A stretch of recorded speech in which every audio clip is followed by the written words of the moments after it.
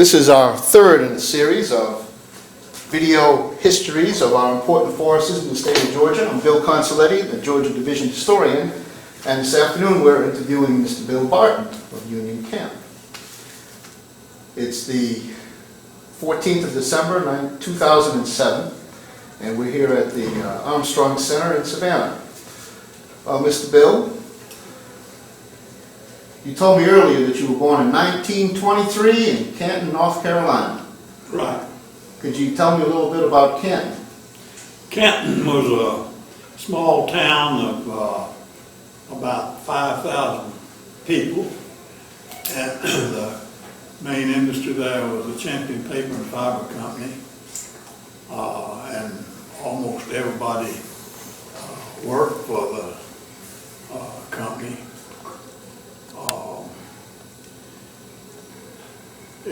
It was just a normal mountain town. They loved football and things of that nature, and kids had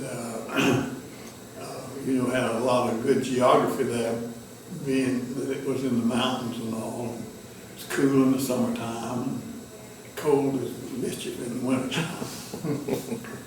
But it was a good place to be brought up in. Dean was saying earlier that there was a lot of smokiness through the town because of the metal, but yeah, growing up there it was just second nature. That's the way it was. Oh yeah, I used to say I didn't know what fresh air smelled like till I was 16 years old when I went to school in Raleigh. And you graduated from Canton High School and then ended up going to North Carolina State. Right. Why don't you tell us about your decision to become a forester and how you ended up at State? I had a neighbor named A.M. Fairbrother, who was a forester, and he worked for the Champion, and he influenced me a great deal. So I just naturally, when I went off to school, I went to North Carolina State and took forestry. It was about the cheapest thing I could do too. Mm-hmm. You know, not having a lot of money. That was the important thing. Were you the first person in your family to go to college? I was the first in my immediate family. You had just mentioned how you had a neighbor who was influential in you making a decision to become a forester and go to NC State, and that was also the most economical place to go to school. Yes. And I had asked you about if you were the first person, and you said your sister had gone. So She went for a short time. So that would have been 1940 you started at NC State. Yes. And why don't you talk a little bit about some of the professors that you had there? And Well, I'll just talk about the forestry professors. all right.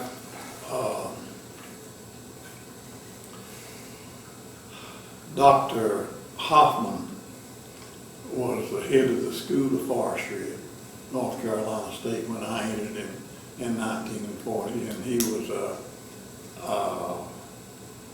well-known forester, but he was not a great teacher. But we had some good teachers. There was one fellow there named Slocum, who was an excellent teacher, and he sort of related to the students. And there was a fellow there named Wimpy Wyman, who was also an excellent teacher and was a good advisor to the students. And we had a truly brain named W.D. Miller, Dr. Miller, who was a professor there, and that was about the faculty. Well, I think I did mention a fellow named Pete Chalfont, but he wasn't there. He wasn't there much while I was there. Okay, and then your college education was interrupted by World War II, and you went into service. Yes. What year was that? I think I went in 1943, Okay. April 6, 1943. And of your service in Europe, we talked about this a little earlier, one of the major battles you participated in was the Battle of the Bulge. Yes. And for those of us that weren't around then, what was the Battle of the Bulge?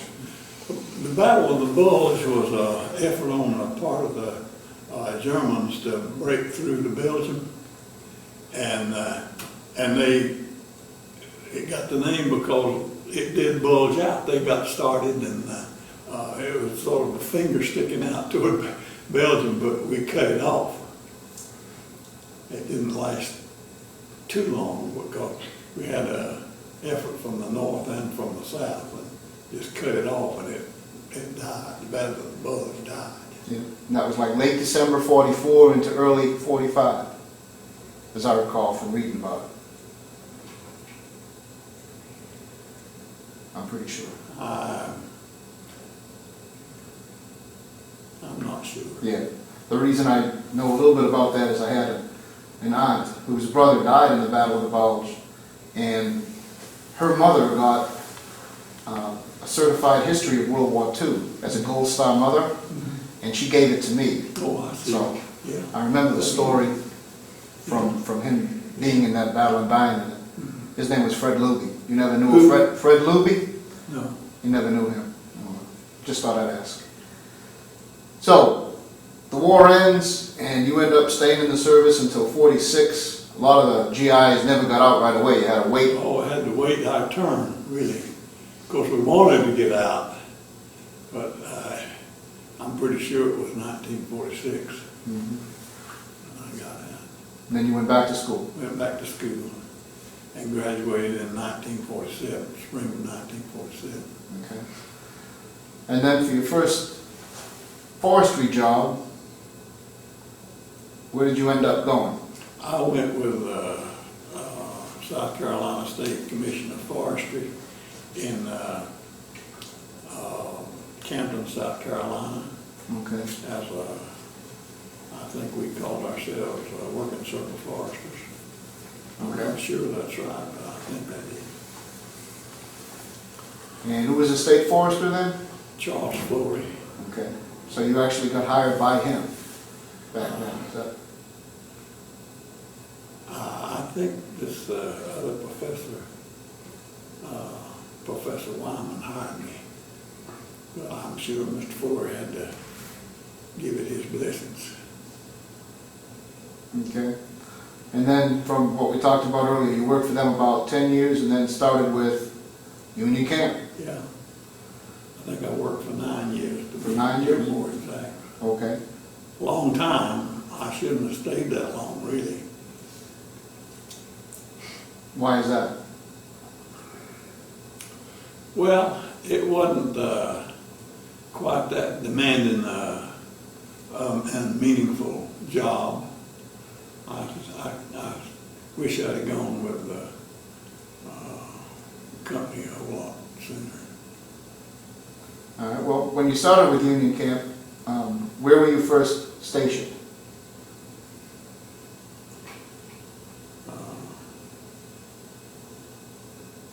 I think I was stationed in Camden. In Camden? Listen, a lot of this I Yeah. just can't remember. And, well, you said that you were working circle forester with them Yeah. when you first started out. And what you're known as a lot, your history here is a procurement forester. And Dean's already said you were known as a good horse trader.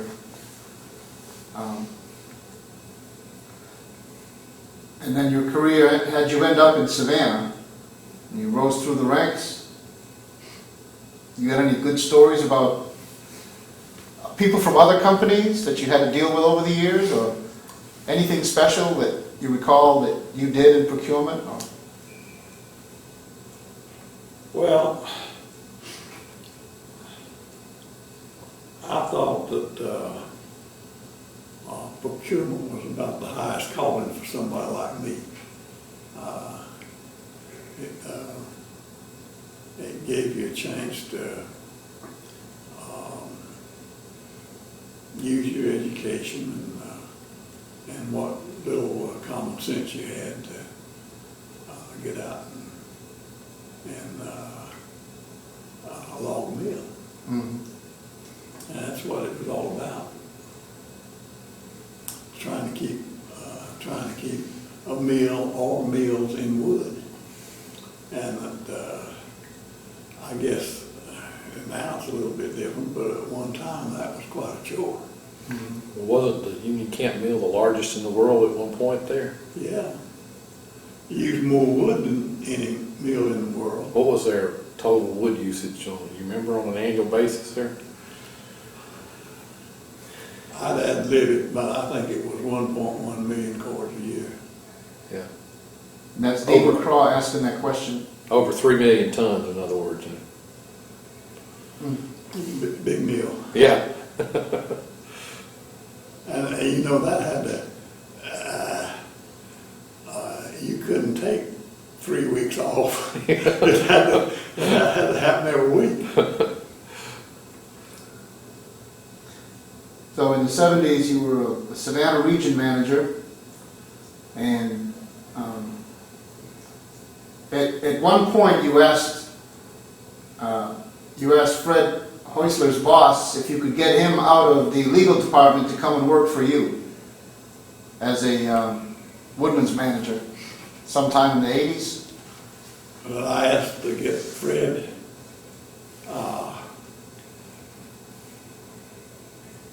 I can't remember the details of it, but I know that Fred wanted to come. Mm-hmm. He wanted to get back into the day-to-day buying and selling part of it. And he's very, very good. And then you finished up as Savannah region manager, and then division operations manager, and that's when I first got to know you in the 80s when I came on board and joined SAF. That's a long career, 32 years. So what do you think of the forestry profession now? The way it is now? Well, I don't really have a good notion about that, but I think that forestry has always been an outstanding profession, and it's been people with very good professional people. So I think forestry is in pretty good shape right now. I hope it is, because I'm sort of been out of it for a long time. I don't know for sure, but my feeling is that it's in pretty good shape. Dean would know better than I think on that. What's your thoughts about the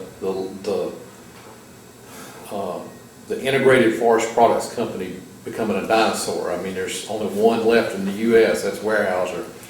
Nobody else has land supporting their mills anymore. What do you think's the long-term effect of that? I think it's sad. I think every mill using wood ought to have some land base. Now, whether that can be or not, I don't know. That's my own feeling. They need to have some land base that they can call on and depend on. Mm-hmm.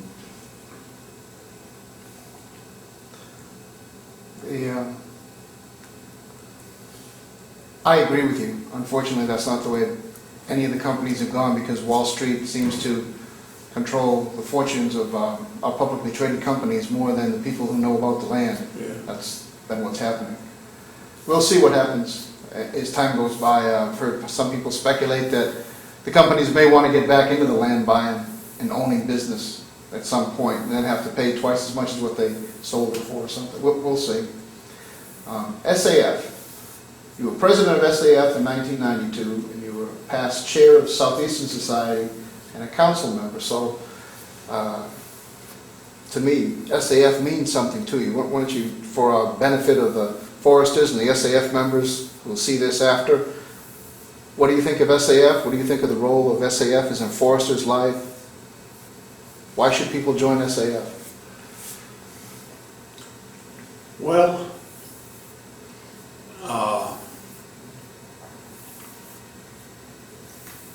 I believe you should join SAF because you rub shoulders with like kind of people, and you have a lot in common with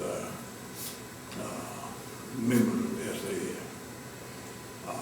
So, there's a lot of advantage to strength in numbers. So that's my feeling on that part of it.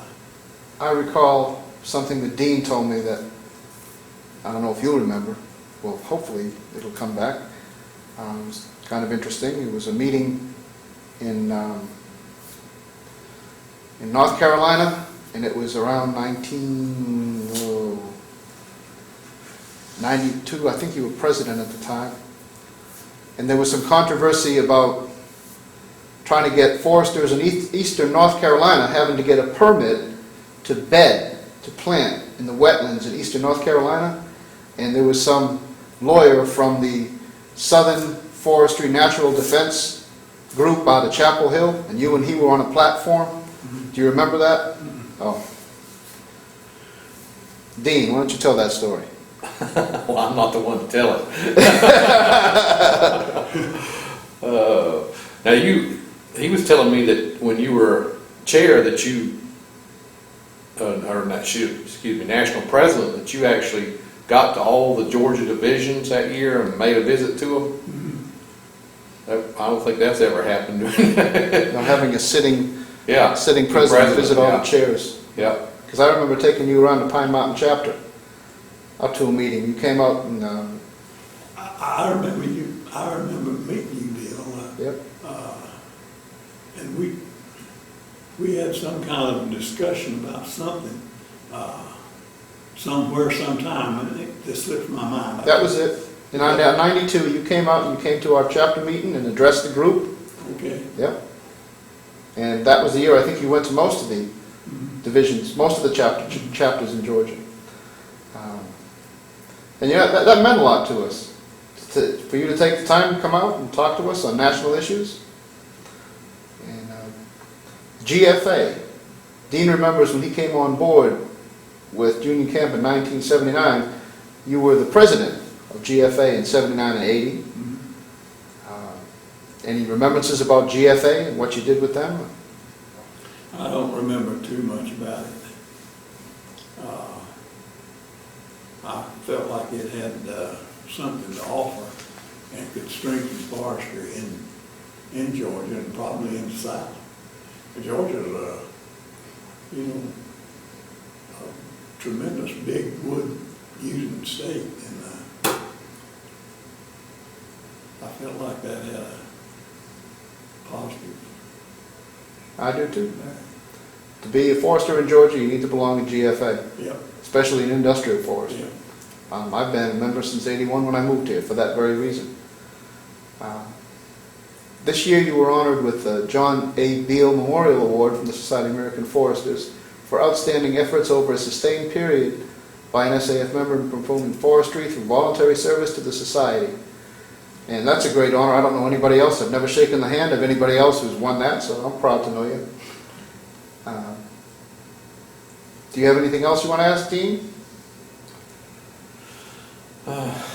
When we were talking about NC State, and when you came back to NC State after the war, it was a different school, wasn't it? Yeah. Talk a little bit about what it was like before the war and after the war. Well, it's a long time ago. And before the war, it was, I was just a mountain kid that left home and went off when I was something like 16 or 17 years old. And that was a great big thing for me to leave home and get out and struggle in the real world. And I think it was a good thing for me. Because I never had been away from home a whole lot, and I needed to get out on my own and make some decisions on my own and do things on my own. It worked out well. And then when you came back from the war, what was living like there and housing situation? When I came back from the war, my wife and I got married pretty soon. And we had a terrible time finding a place to live. You know, there just wasn't any places. There hadn't been any building going on or anything like that for a long time. And so we struggled along and made it. And then you mentioned there was something called Vetville Yeah, at the NC State campus? yeah.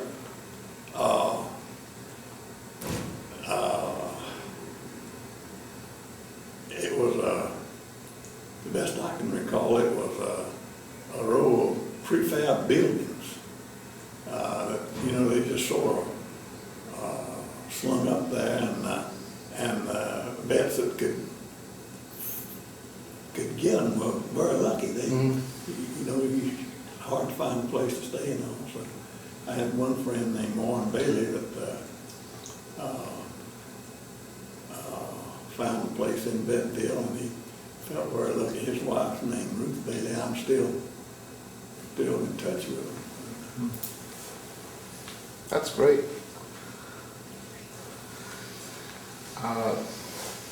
We've got some other information here the Dean's handed me on part of your career here. Now, you remember, did you help set up the Southern Forest World in Waycross, or I know you were involved with that? Yeah. Talk a little bit about that. Golly.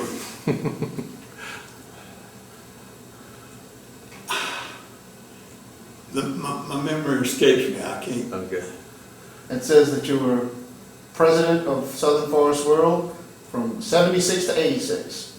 That's a long time. I could remember 10 years. Yeah. Well, that's a museum there in Waycross, isn't it, about forestry?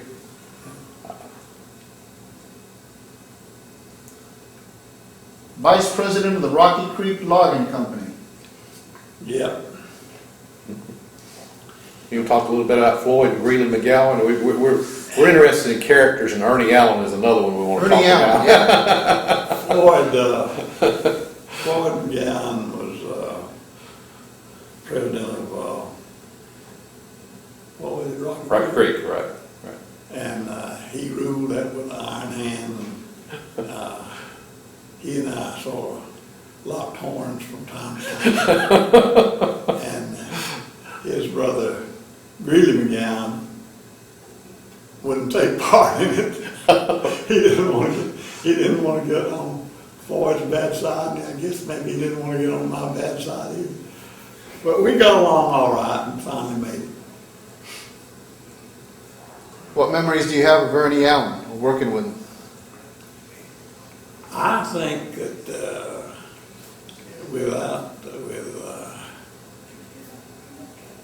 I think Ernie Allen was the smartest forester I ever knew. He was smart, brain-wise, and he had the knack of sort of gathering people to him and getting them to do what he wanted them to do. And he was, Ernie was, did you know him? Mm-hmm. He was unusual. Oh, yeah. Unusual man. Great big man, sort of blustery, and a lot of people hated him. But I loved him. I thought he was great. And of course, he was good to me. And, I remember in the early 80s, he was real big into CB radio, and you and he were going somewhere one day, and he called you on the company radio and said, "Bill, you shake the trees and I'll rake the leaves." I don't remember that, but that sounds like it. That was the way he was. So. Yeah, you didn't respond to him.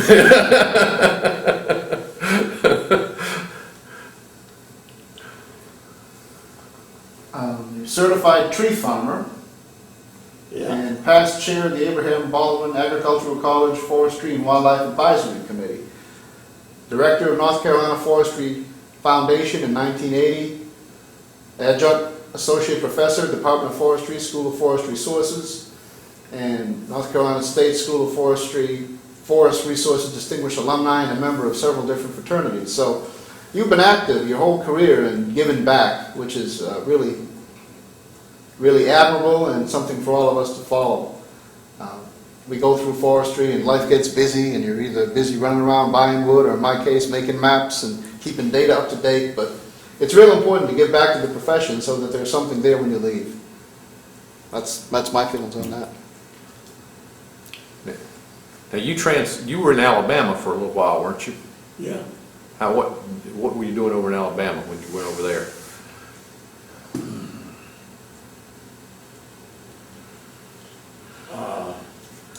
I think I was Woodlands manager for Alabama Woodlands. Okay. Was this when they started up the Woodlands group over there, or after they bought W.T. Smith, or? I'm not real sure, Dean. Were you out of Prattville? Pardon? Were you out of Prattville? I never lived in Prattville, Oh, but Prattville was a big place for us. As a matter of fact, when we first went into Alabama, that's where we went first, Prattville.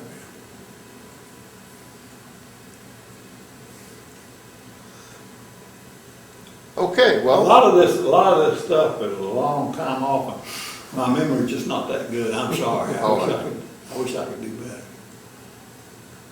I think you're fine, Mr. Bill, and it's been a pleasure. Yeah, I mean, I'll tell a tale about him. It was talking about Floyd McGowan earlier. I went over there in the 80s to, well, my wife had family over there, and I said I was going over there, and he said, well, why don't you go by and visit my friend Floyd? And so I went over there and went down to the sawmill there where the office was, and went up in that big old office and sat down there. He sat down at his desk over there, and he looked at me and he said, what the hell Barton sent you over here for? He was suspicious. Oh, he was. Are you supposed to be spying on me? And I, no. So, he was a character now. Oh yeah. He He and Greeley were entirely different. oh, they were. The way you wouldn't know they came from the same. Yeah, Greeley was the kind of person that, I always thought he was kind of quiet, and unassuming, and Floyd was just the opposite. Yeah. Floyd had to be the big cheese, Yeah. which was all right, I guess. Yeah. And I think that, in the end, that was his downfalling, wasn't it? Oh yeah. Once some of the old guard moved on, some of the new guard, he didn't. Dick Mordecai told me that you wait and see when Greeley McGowan leaves, Floyd will leave. Yeah. I said, it'll never happen. Yeah. But it did. Yep. He stayed on just maybe weeks, days or weeks, not long, Yeah. after Greeley left. Yeah, it was a whole different world over there, because like you said earlier, Floyd ruled the roost over there, didn't he? Yeah. He did.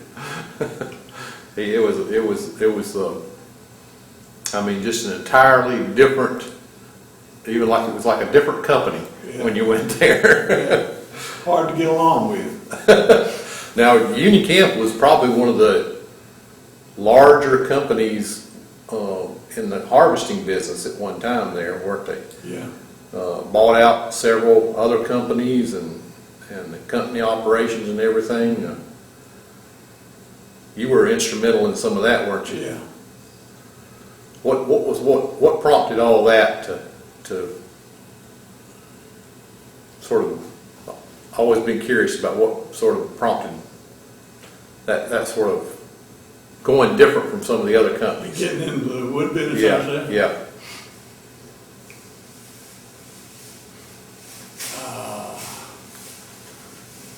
feeling is, that at least my feeling was that, we could do it cheaper. You know, if we controlled it, and, I don't know if that was true. Yeah.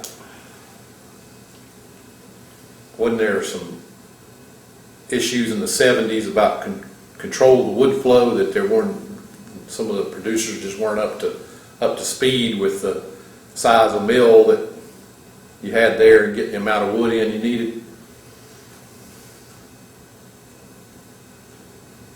I don't remember, Dean, I don't think Bill ran out of wood. No, it come close a time or two, right? Oh, yeah. But when you had a big mill like the mill here, boy, I'll tell you, when you're using that kind of wood, it doesn't take many slips to run out of wood. Yeah. But yeah. I don't ever recall our running out. Yeah. And now that's, in a lot of mills, that's sort of the standard now. They don't mind running out. You Yeah. know, it's a whole different philosophy.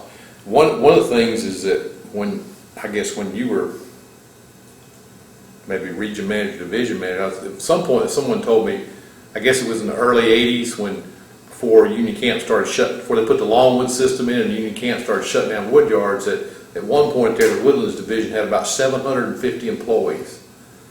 And I think today, logging that mill, somebody told me that there's 9 people. Yeah. I don't, 750 employees. Yeah. Between the 25 logging crews, 49 wood yards, and all the land management. That sounds like a lot. Yeah. What if you just had 2 employees on the wood yards? That's over 100 people right there. Yeah. Was there a dealer? Did you have wood dealers? Did you Yeah. Camp have wood dealers Yeah. everywhere? Yeah. Like Georgia, Oh, yeah. like Georgia Craft did? Yeah. Yeah. We had good wood dealers. Floyd was a wood dealer, and Bill Saley was a wood dealer. You probably remember Bill.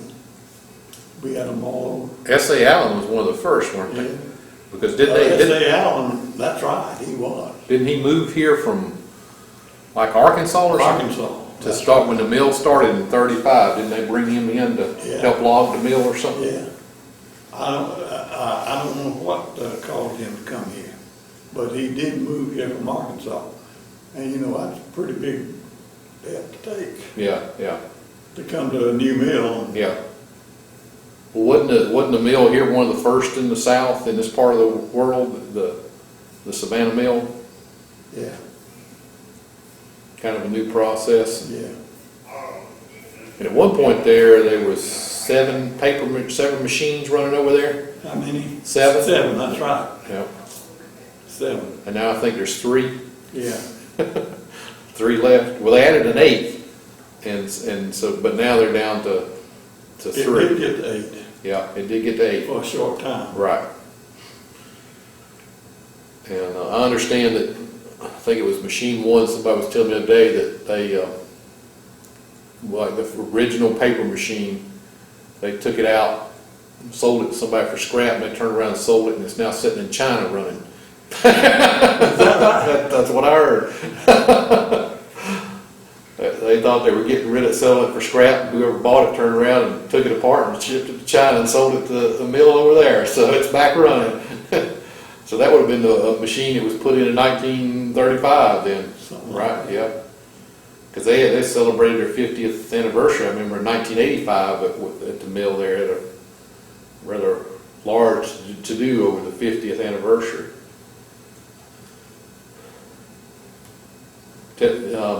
Talk a little bit about Ernie Allen. Talk about any of the other characters that Union Camp had that you can think of. Ernie Allen was a smart fella, and you either hated him or loved him. And I guess it was about 50-50. But he could get an awful lot out of people. And the people that loved him worked like the dickens for him. Uh-huh. And the ones that hated him, you know, they worked like the dickens for him too, because they was afraid of him. That they might be shown the road, huh? You were notorious for your haircut issue. You want to talk about that? Oh, I used to,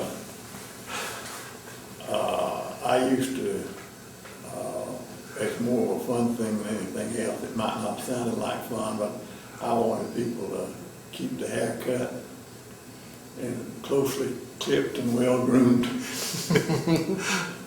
Yeah. So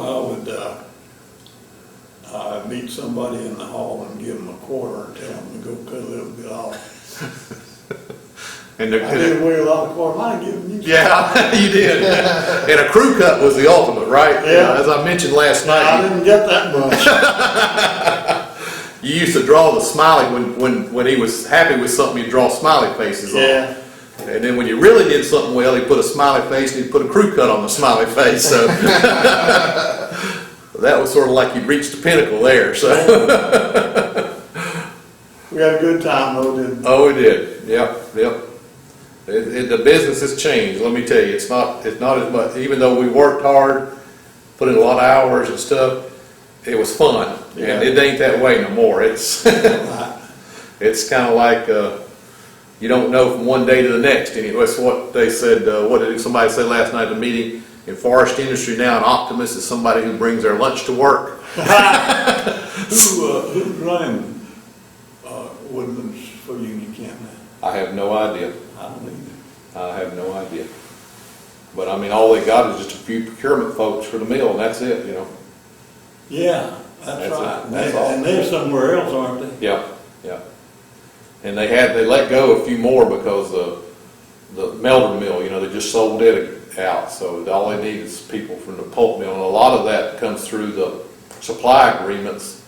So the folks who handling those have their own procurement folks who do that. So yeah, I don't know. It's quite, when you think back on that office complex that was over there and all the stuff that Union Camp, the timberland and the facilities that they had, it's just amazing.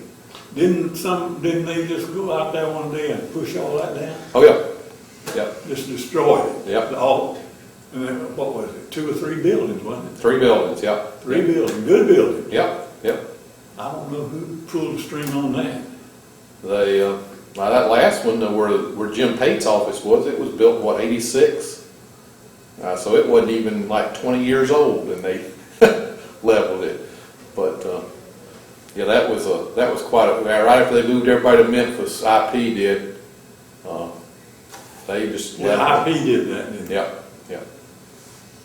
So I know there's a lot of different tales on why they did that, but I think ego, like a lot of the things IP did, ego might have been part of it. Could have been. On some people's part, but that was just a waste. They said they tore the building down so fast there were still pictures hanging on the walls. Is that right? So They didn't even take the furniture out. they took most of it, but there was still some left in there. They were in that big of a rush to get it torn down. And no telling how much, you know, I'm sure it's over the millions that went into those 3 buildings. So Oh, yeah. yeah. So Did you ever have much dealings with Superior Pine Products down there in Fargo? Bill Ottmeyer. Bill Ottmeyer's crew? Not much. No. I knew Bill, but that's about it. Mhm.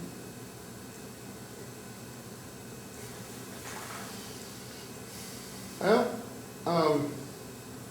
looking over your biographical sketch here.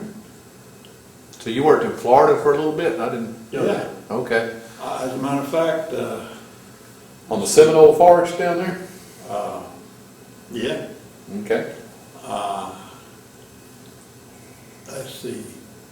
Ace Thigpen was the forest supervisor, Uh-huh.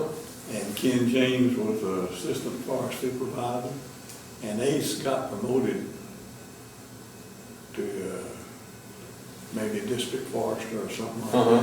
that. And Ken became forest supervisor. I think Ken died. Hmm. Pretty sure he did. So you went down and worked for Ken then? Yeah. How long were you in Florida then? Remember how many years you were there? It wasn't too long. I think I was in Florida for a year, Oh. or maybe a little longer, and then I was transferred up to Homerville. And I stayed in Homerville for 2 years, Mm-hmm. and then came on into Savannah. Bam.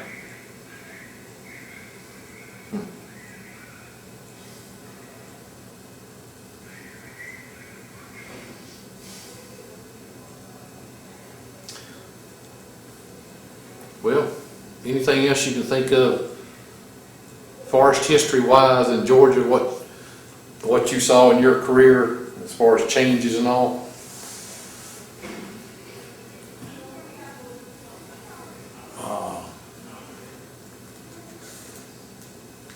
I can't think of anything right now.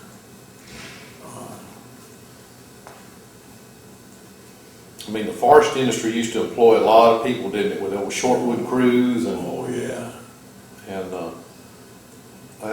it took thousands of people, whereas today it doesn't. Yeah. I think the biggest, I'm not sure if this is factual, but the biggest change was when we went from shortwood to longwood. Yeah, Because I tell you what, it was a chore getting enough shortwood into that mill every day to log it. yeah. And it was a monster. Then I'm afraid to tell you how much wood it was using when we were putting all that shortwood into it. But you gear up to it. I can remember seeing piles of it over there that I think It looked like a mountain, didn't it? yeah, somebody talked about 30,000 cords or something Yeah. in there, you know, Yeah. in a pile over there Yeah. of shortwood. I got afraid one time we had so much in there, I was afraid it was gonna rot. Yeah, We had to stop production and get that mountain down. yeah. And most all the wood came in by rail, didn't it? Yeah. In those days, Yeah. I mean, probably But we didn't, 98%. we bought all the truck wood we could, but it wasn't any big thing. Yeah, yeah, yeah. And most of it came in shortwood cars and some chip Yeah. cars. Yeah. Those We are bought for all the dealers? chips we could, and there wasn't a whole lot of those, because we bought, we went way up in South Carolina to get chips Mhm.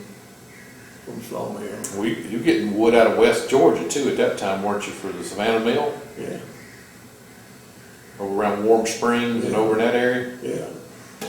Yeah, we had a pretty good effort over there. Then, hit me with his name. Can't help me. Ed Garrison was there. What's that? Ed Garrison was there. Yeah. We had, oh, heck. My memory's gone about like the rest of it. But yeah, there was a big wood yard at Warm Springs, wasn't there? Because I think I went there one time. Yeah, big wood yard. Yeah, yeah, shipping wood to Savannah. So, That's a long way. yep. Of course, freight rates were not all that Yeah. horrendous then. I think rail car shortages were the big factor back Yeah, then, weren't car they? shortages was a big factor. Yeah.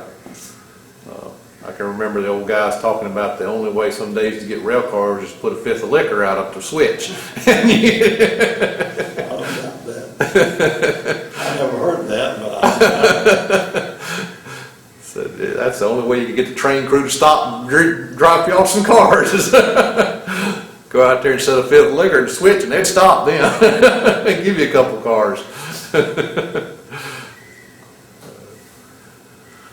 whatever it takes.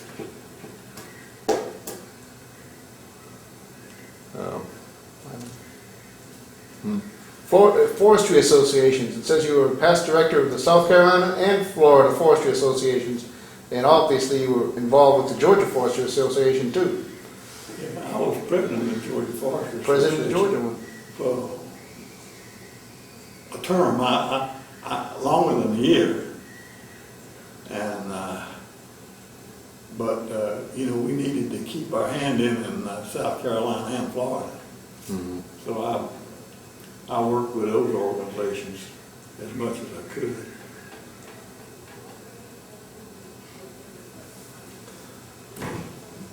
A fellow named Bob, golly,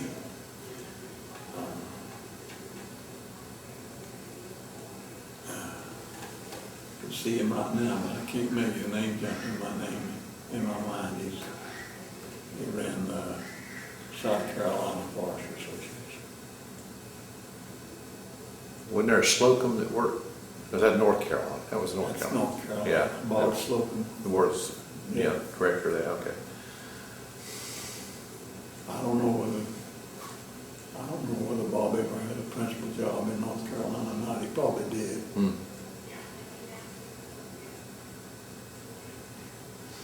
Well, now, after you retired from Union Camp, you were running your own consulting business. You Yeah. want to talk a little bit about what you did while you were running your consulting business?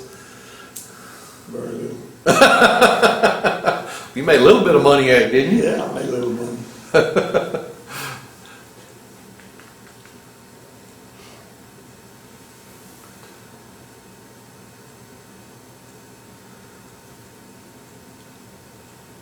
You've been around long enough to have dealt with the turpentine industry and naval stores, and didn't y'all have? Yeah, but one time we were I'm talking about Union Camp now, on Union Camp's land.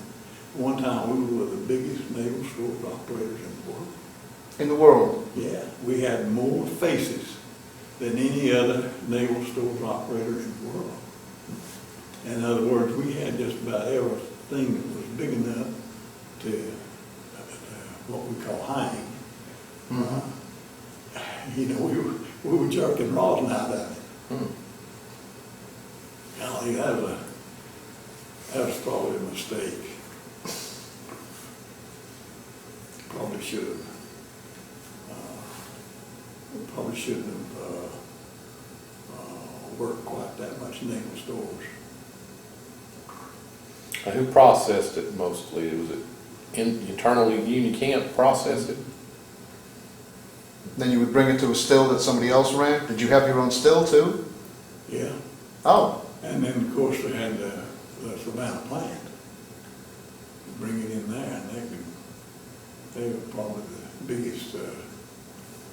we thank you for sitting for us here for our series on important people in Georgia and forestry, and we appreciate it. Well, I'm glad to do it. I just wish I could have remembered better. No, that's fine. We should have done this 5 years ago, huh? Yeah. That's what you're telling me? Probably been just about as bad. Oh.